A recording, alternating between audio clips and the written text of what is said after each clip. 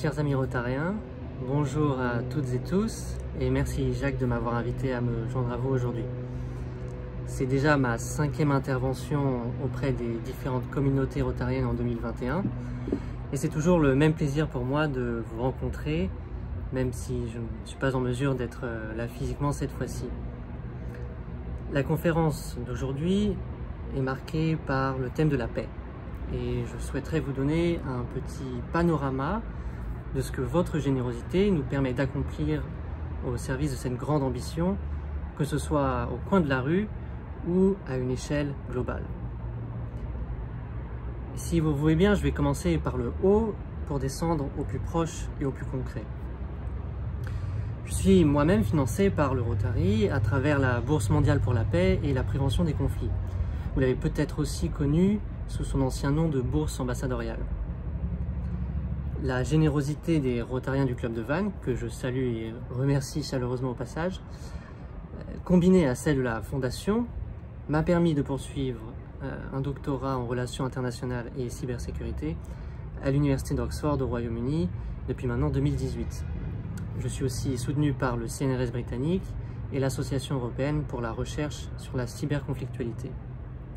En quelques mots, mon enquête a pour but d'expliquer pourquoi et comment les États démocratiques répondent aux tentatives d'ingérence électorale à leur encontre. C'est-à-dire, pourquoi par exemple nous n'avons pas assisté à une crise plus grave lorsque la Russie a hacké les campagnes d'Hillary Clinton et d'Emmanuel Macron en 2016 et 2017, ou encore quand la Russie, toujours, s'est mêlée du référendum sur le Brexit, aussi en 2016. Le bénéfice attendu de cette recherche, c'est de mieux comprendre les mécanismes de politique étrangère des États face à ce qu'on appelle des menaces asymétriques et qui en plus touchent à leur fondement démocratique puisqu'on parle d'élections et de référendums.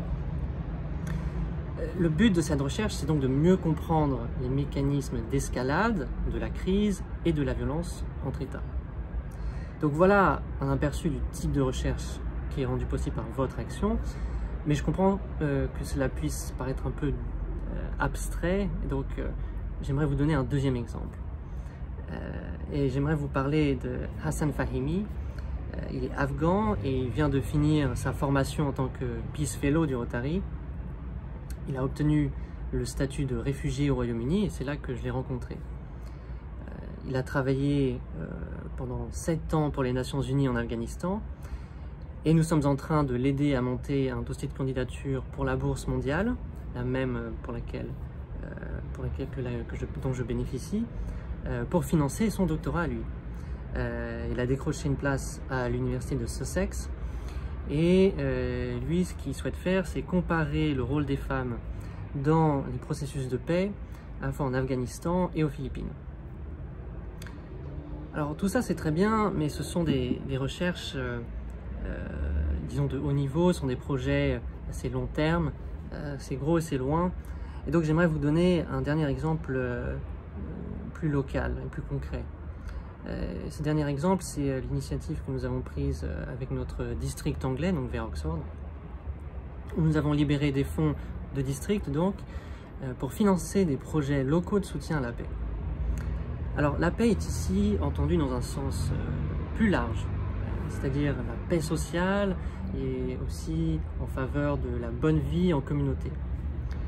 On a donc évalué une dizaine de projets et on en a financé quelques-uns à hauteur de plusieurs milliers de livres sterling, et notamment des ONG qui aident des adolescents à, par exemple, gérer le stress et leurs émotions, à désamorcer les conflits dans leur communauté, ou encore qui apportent une assistance préventive aux crises de santé mentale.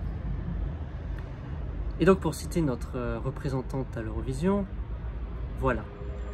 J'espère qu'à travers ce petit aperçu, j'ai un peu ouvert le voile sur tout ce que le grand thème de la paix peut englober, des crises internationales jusqu'aux conflits interpersonnels juste à côté de chez soi.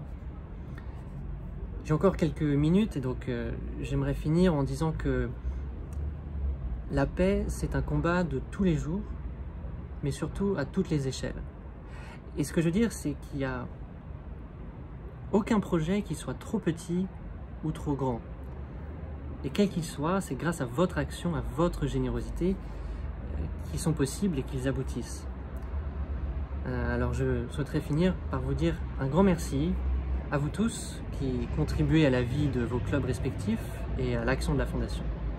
Merci à tous et au plaisir de vous rencontrer en face à face dès que possible. Et comme il est tradition pour les Rotariens outre-Manche de dire « Peace the world over ».